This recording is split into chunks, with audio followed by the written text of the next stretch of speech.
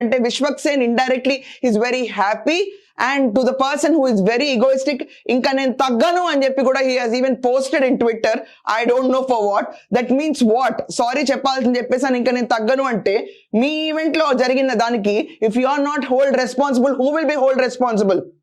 మీ అరీనాలో జరిగిన డిజాస్టర్ కి మీరు తప్ప ఎవరు రెస్పాన్సిబిలిటీ తీసుకుంటారు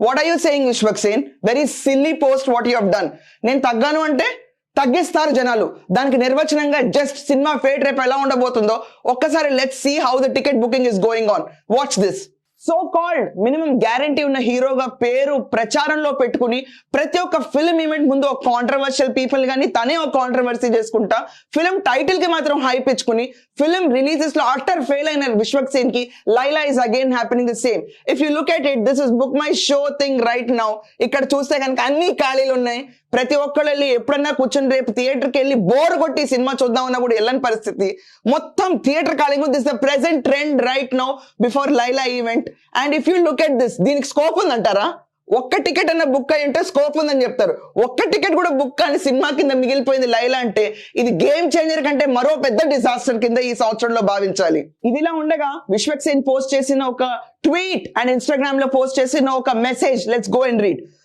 నా సినిమాకి సంబంధించిన ప్రతి పోస్ట్